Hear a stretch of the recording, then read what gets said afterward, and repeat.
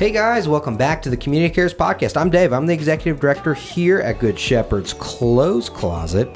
This week I have a wonderful guest here with us for the Community Cares Podcast. Ciara, why don't you introduce yourself? Yeah, so my name is Ciara Ressel. I am the Public Information Officer at the Nevada Department of Agriculture, and we create the Nevada Craft Beverage Passport. That's pretty cool. What does that mean? That's a lot. That's a mouthful, isn't it? It sure is. Yeah, the Nevada Craft Beverage Passport, it's your guide to Nevada's breweries, wineries, meaderies, and distilleries across the state. So these are free for anybody who wants one. You can pick it up at any of the participating establishments. You could pick it up at our release party coming up. Cool. But it's free to pick up, and you earn prizes based on the number of stamps you get. So every time you visit one of these establishments, we have 51 in the passport, you get a stamp, and you can earn prizes starting at just 10 stamps. 10 stamps. Okay. This sounds really interesting. I'm excited to talk more about it. We're going to dive into our sponsors real quick.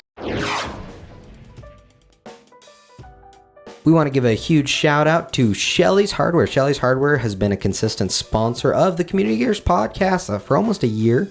So Shelley's, thank you so much for sponsoring us. The next sponsor is Spherion Staffing. If you're looking for a job, that is the place to go. They understand the needs of the Nevada job market. They're local, they understand, and they connect qualified candidates to the leading companies. The last sponsor we are highlighting today is Relentless Business Mastery. If you are a Reno-based digital marketing agency, they are specializing in services such as SEO, web development, pay-per-click, advertising, and so much more. So great sponsors. Just so you know, these are all local sponsors, and just if you think of it, let them know that we sent you to them. Does that make sense? Okay, good. I'm just making sure. Lots of great local businesses, and we might be announcing a new sponsor soon. If you are interested in sponsorship packages with us, it all goes to a great cause, Good Shepherd's Clothes Closet, where we're able to give away clothes to those in need. So it's helping support a nonprofit and getting the word out there on your local business for the Community Cares Podcast. So thank you guys so much for being a part of that. We appreciate it so much. All right, Ciara, so let's get into the nitty gritty. What are we doing and why? Yeah, so we originally created this passport 5 years ago. So we're looking at COVID, post-COVID, right? So our local craft beverage establishments were pretty heavily impacted by that COVID economy, right? A lot of them had a hard time coming back as well. So we created this program to help support that industry and drive traffic back to that industry. And that's really the goal of this program. That's pretty cool. So is that how it started then? That is how it started, yeah. The Department of Agriculture, you might be wondering about the connection. Yeah, there. I'm like, wait a second. Yeah, so the Department of Agriculture also, part of that is obviously agriculture, food, agriculture, and then beverages also falls under us. So Okay. That's where the craft beverage portion comes into it. And we do highlight those establishments who are using local products. So a lot of these local breweries, wineries, distilleries, and meaderies are using those local agriculture products. And so they're highlighted in the passport. They have their own special icon drawing attention to that and letting you know that when you're drinking these beverages, you're getting a taste of Nevada. Nice. And so what does this support? Is it mostly just support the local businesses? Is that the idea behind it? That's right. Yep. It supports all of our local breweries, wineries, distilleries, and meaderies across the state. That is a wild connection, though. Yeah. So because we met because you were on the show with who were you on the show with again? Lina from the Ciara Arts Foundation. Thank you. And they're doing the brouhaha. Right. Right. And that's what they were you with them advertising that? I was, yeah. Okay. So to kind of rewind a little bit, we are going to be releasing this passport. It's 5th year of the passport. We'll be releasing this on Friday at Bristlecone Brewery up here in Reno. And we will also have another release option. So if you want to be one of the first people to get this passport, we will also have it at Brouhaha with Ciara Arts Foundation. So that's the connection with Ciara Arts Foundation there. Oh, that's awesome. Yeah, no, I love the Brouhaha. And when's that event again? Do you have it written down? Brouhaha is this coming Saturday, January 31st. January 31st. Yeah, it's going to be quite the event, and it supports a good cause. So if you haven't gotten your tickets yet and you're watching this today, now's the day to get it. So it sounds like there's tickets available, and yeah, you can get some good brews and support a good cause. And but yeah, this is super interesting. And so what are some of the prizes? Do you want to highlight any of the prizes, or you're not allowed to talk about them? No, well, yeah, let's talk about the prizes. Because this is our 5th year, we are doing a special 5th year edition with special prizes. So one of those prizes is actually Brouhaha tickets for 2027. What? So they are one of our partners this year. That's really exciting. Wait, when's the deadline to stop? Because I'll go now. I can drink a beer. Okay. Well, so this is 2027 tickets for Brouhaha. So you have all year to stamp to earn your way there. Oh, okay. You do have to stamp all 51 establishments to be eligible to win those Brouhaha tickets. In that raffle, huh? But you have until December 31st to do it. That is such an interesting connection. The Department of Agriculture, because it needs to be locally sourced for the beers and stuff. Is that what you're saying? Like the connection to Brouhaha? No, the connection to the passport and everything. Agriculture to the passport? I guess it's just the way that the department was set up. That's crazy, though. Yeah, that's interesting. Food, agriculture, and beverages. I guess, I mean, it makes sense. It's just not something I would think there'd be a connection there, but that's cool. Can I look at it? Absolutely, yeah. You want this one or that one up there? Oh, it doesn't matter to me. I mean, it's super cool. And where can people pick it up again? So we are having a release party this Friday, 5 p.m. at Bristlecone Brewery. So it's Friday, January 30th at Bristlecone. And you can grab one of these passports, be one of the first to start earning your stamps. We will also be giving out these aluminum cups. And then we have some stickers that we'll be giving out as well. That's fun. Yeah, this is a lot of fun. This is a great creative idea to generate some business for these local people. Several of them have donated to Good Shepherd and helped us out. So you guys should definitely, this is a fun, creative way, something different to do, especially when it's cold and you're like, what else am I going to do? Like, this is a fun way to be out with friends. Yeah. And you know, a lot of these, like you mentioned, these establishments are members of our community. They're involved in their community, not just in, you know, they're big players in the craft beverage industry, but they're also really involved community members. So supporting them is important as well. And they're giving back through this passport too. So some of the prizes, so giving back in a different way. But some of the prizes are actually different swag items, beverages, gift cards, brewery or distillery tours from all of these establishments, excuse me. And then some of the other prizes, in addition to those Brouhaha tickets and the establishment prizes, we have some tickets for Night in the Country. Okay. And for Reno rodeo tickets as well. Oh, that's great. You guys got some great hookups. Yeah. So that's awesome. It's definitely going to be a fun thing to do. I mean, you could do it summertime. It sounds like you can do it all year. That's right. Yep. All year long. You have until December 31st. Ooh. Some of those prizes do have some earlier deadlines, so keep an eye out for those. But yeah, you've got the whole year to start racking them up, and prizes start at just 10 stamps. So you don't have to do the whole state, but we certainly admire you if you do. So where do you go? Where do you go to get the prize? I'm sure it says in here, but where do you go? Yeah, so you just mail these into the Department of Agriculture, and we will mail you back your prizes along with your completed passport. You know, people always want to keep their passport because it's your souvenir. And so you will definitely get that back as well. So you get the passport back. That is, this is fun. It's like a game. It really is, yeah. So what... In your line of work, we interview a lot of different people on the Community Cares podcast. What kind of inspires you to work for the Department of Agriculture? What inspires you to do what you do? You know what? When I first started, I've been there almost 8 years now. When I first started, the food and nutrition was really where I was mostly interested. So those food programs that are providing meals to food insecure individuals, people who don't know where their next meal is going to come from, that was really what drove me to the department.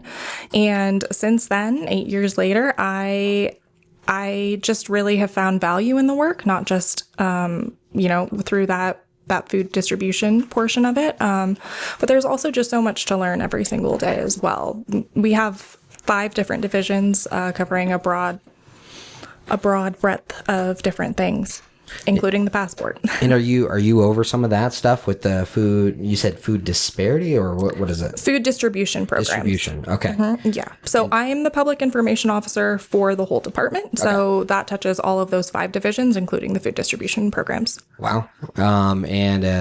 So what does your department get to do then with the distribution? So there are a variety of USDA food programs. I'm totally ignorant on this, so. Yeah, no, that's okay. I just don't want to give the wrong numbers either. Absolutely. Yeah, no, totally fine. So they have a variety of food distribution programs, and at a state level, we do, I want to say it's like 13 of the 16 programs, something like that. So it's it depends on what the program is, how it functions, but essentially we get the food or take the food and then provide it to those organizations who can then distribute the food. Interesting. That's cool. That's really cool. Wow, what a service. Tell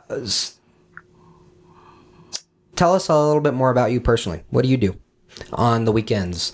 Do you have any hobbies? Do you have a dog? Anything like that? I do have a dog, yeah. My hobbies, I would say, primarily revolve around, taking him for hikes and enjoying the region, enjoying Nevada for what it is. Yeah, no, it's beautiful here. That's one of my favorite things. My wife and I were both born and raised here, and we love the Reno Sparks area, and all of Nevada is beautiful for sure, but northern Nevada is where we kind of grew up. So that's awesome. That's wonderful. As people look into this, as people kind of dig into all these different places. So there's some in southern Nevada. Yeah. How many are in southern Nevada? Oh, I don't know off the top of my head. 23, I want to say. Okay. But what's kind of cool about this, we're talking about Nevada, you can really explore the state with this. Okay. So we have maps at the front of the passport, and so you can say, okay, well, I'm going to this part of the state today, or I'm driving through this part of the state, and you can figure out what might be on your way or what you might want to make a small detour for, and try something new. That's so cool. Okay. Definitely a journey, definitely something to learn more about the state and help yourself gain more knowledge about all the different breweries that came out here. The wild thing is some of the breweries in the state of Nevada are like, I find their beers and stuff when I'm in Florida or somewhere else. And it, it makes you realize, wow, Nevada really does have a lot of breweries and what we do and everything else. And I know a big part of that is our connection to California, how close we are to California. But what's your favorite Nevada brew? Oh, you can't put me on this. You can't pick a favorite like that. Okay. If you had to pick, what is there a bar you like to frequent?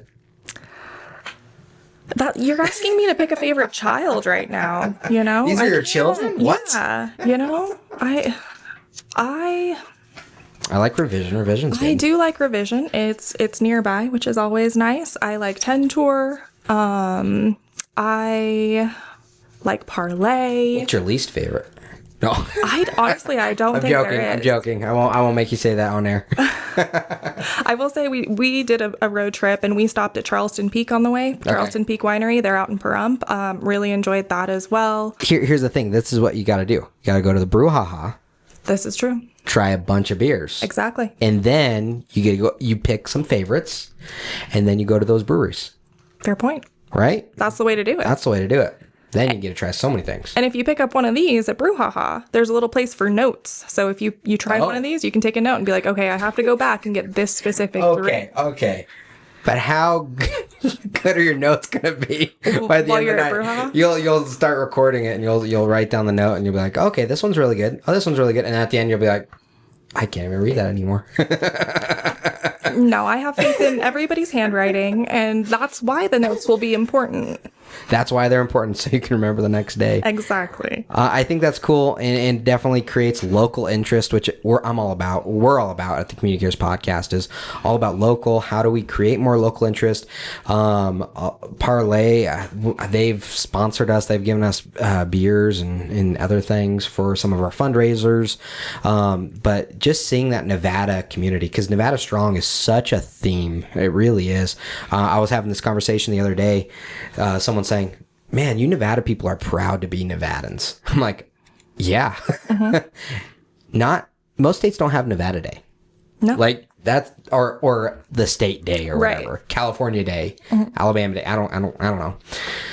We have definitely a sense of identity in this small-ish culture, because Nevada's not a big state as far as population. It's really not. So to be able to have the pride we have, to be able to get the things out that we get out, the different beers, the different culture, the different foods, the different restaurants. Reno Sparks is so diverse. Vegas is so diverse. And to be able to continue with those legacies. I mean, how many people do you hear are third generation Nevadans? So we've seen a lot of change in Nevada, right? We've seen a lot. Born and raised, seen a lot. Family's been here a long time, seen a lot.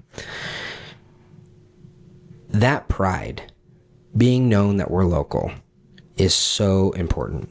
These breweries being local, these restaurants being local, these places being local is important. And not just being local, but using those local products too. Right? Oh, yeah. Like that, I think gives it that extra level of specialness, honestly.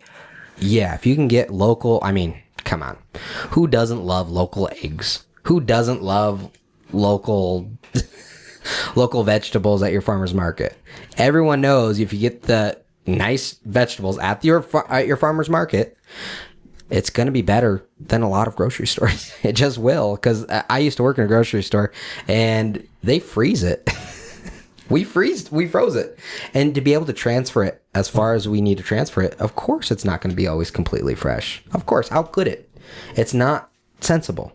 But a lot of these local farmers market, you try some of those cantaloupes or those other things, it tastes different coming from the soil around here. It just does. Right.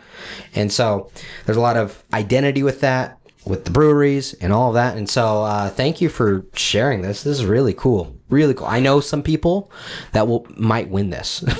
I will be waiting.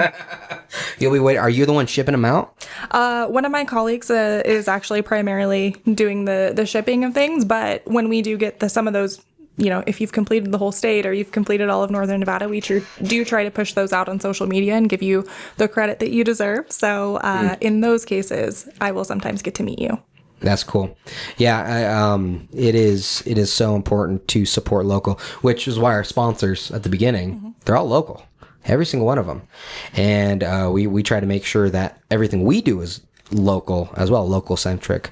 I mean, Good Shepherd's Clothes Closet has been in the community for 28 years, and we give away a lot of clothes. Last year, we estimate we gave away $1.4 million worth of clothing at thrift store prices, and we just give it away for free.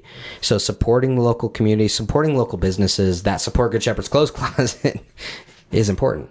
When you mentioned that Bristlecone has a donation, not Bristle, no. So Bristlecone I'm sorry. Family Resource Center.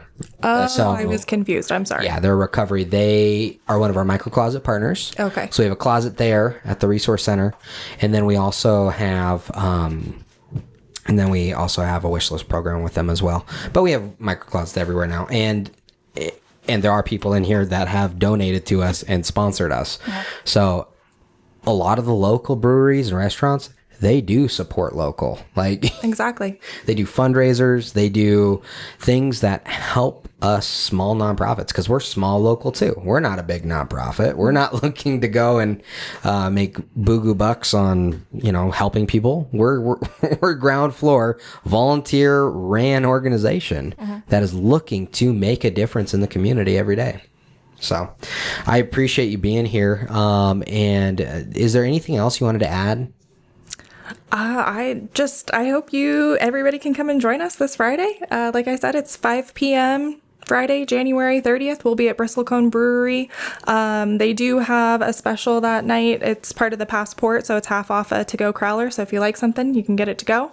And then if you aren't able to make it that night, you can join us at Brew Ha Ha the next night. Cool. As you mentioned, they do still have tickets on sale. You can go to Ciara Arts Foundation to get them, or you can pick them up at Costco, or even on the Nuggets website. That's great. Yeah, I think it's really cool that the Ciara Arts Foundation is going to be giving these out. That's cool at the event of Brew Ha Ha. What a fun thing! What a fun local hobby. Do it with your wife. Take your wife to these breweries and have date nights. Do it through the year. You don't do them all in one night. Oh yeah.